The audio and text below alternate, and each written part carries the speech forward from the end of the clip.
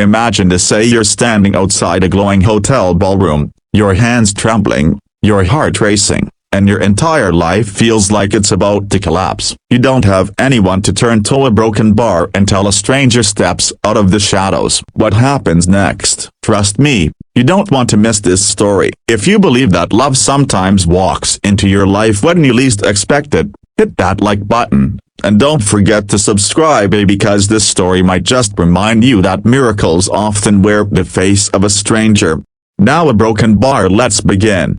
Rain tapped gently on the glass doors of the Grand Horizon Hotel. Inside, laughter, clinking glasses, and the smooth hum of a jazz band painted the perfect picture of wealth and power. But outside, under the glowing sign, Lena Parker stood completely frozen. Her navy blue dress, borrowed and slightly too tight, clung to her nervously folded arms. Tonight was her ex's engagement party, and she had made the worst promise of her life: to show up looking completely fine, to show that she had moved on, to prove she wasn't broken. Except she was. Her heart pounded in her chest as she stared at her reflection in the glass. "You can do this," she whispered. "You can survive this." Then she saw him, a tall, sharp-featured, dressed in an immaculate charcoal suit. He was standing under the hotel awning, looking down at his phone, the rain hallowing around him like silver threads. Something about his quiet confidence made her heart stop. Before she could talk herself out of it,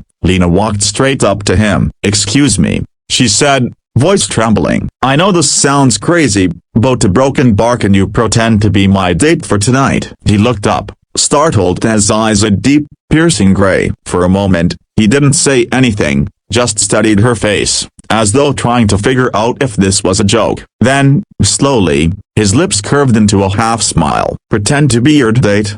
he repeated. "That's a first." Lena's voice broke. "Please, I just a broken bar. I need to show someone I'm okay." Something softened in his expression. He put away his phone, straightened his tie, and said simply, "Lead the way."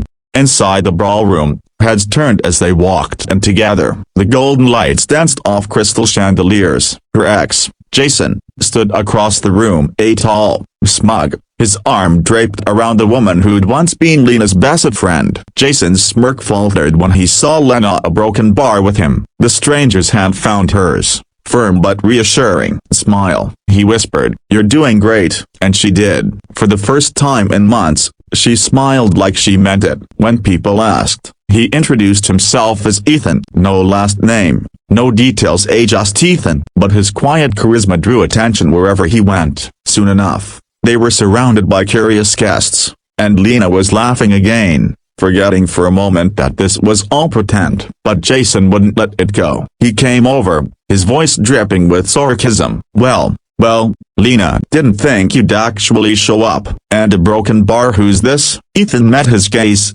calm and unshaken. "I'm the man who's lucky enough to be with her tonight," he said, "and judging by her smile, I'd say she's doing just fine without you." Jason blinked, speechless. Lena could almost hear the collective gasp from the crowd. For the rest of the evening, Ethan played the part perfectly, whirling her on the dance floor, making her laugh until her cheeks hurt, keeping her close when the whispers started. But when the party ended and the lights dimmed, Lena turned to him in the quiet of the lobby. "You didn't have to do all that," she said softly. He smiled, hands in his pockets. "Maybe I didn't, but I wanted to." She tilted her head. "Why?" "Because sometimes," he said, "we all need someone to stand beside us when we can't stand alone." And before she could ask more, he handed her his card. It read, "Ethan Rhodes, a CEO, Rhodes Innovations." Her breath caught. She'd just spent the night pretending to date one of the most powerful men in the city.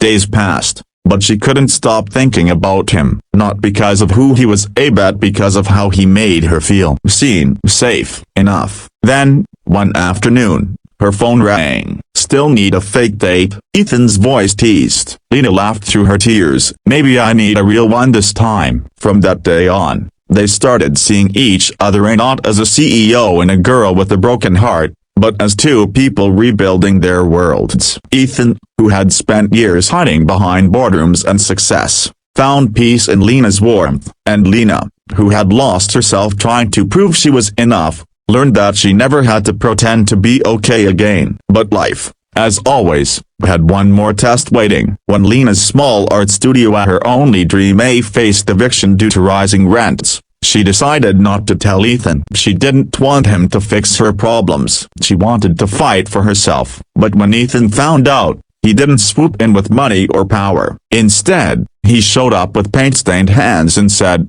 "Teach me how to help." Together, they worked late nights, painting walls, organizing fundraisers, and rebuilding the studio from scratch. It wasn't easy. They argued, they cried, they almost gave up. But in those moments, they realized something powerful. Love isn't about pretending to be perfect for each other. It's about staying when everything feels imperfect. Months later, at the grand reopening of her art studio, Lena looked out at the crowd, her friends, her students, and Ethan standing quietly in the back, smiling. She took a deep breath and said, "A while ago, I asked a stranger to pretend to be my date, but what I didn't know then was that I wasn't asking for someone to pretend to carry a broken bar. I was asking for someone to show me what real care feels like." The room went silent, emotions heavy in the air. She met Ethan's eyes and whispered, "Thank you for pretending, because it led me to something real." So, if you've ever felt alone, if you've ever thought your story was over, remember this. Sometimes the people who appear when everything falls apart aren't coincidences. They're reminders that you're still worthy of love, even when you think you're not. And maybe, just maybe, your miracle is standing right around the corner, a broken bar waiting for you to ask for help. If this story touched your heart, don't forget to like, comment, and subscribe, because more stories like this are coming. Stories that remind us that love isn't about perfection, a broken bar. It's about showing up when it matters most.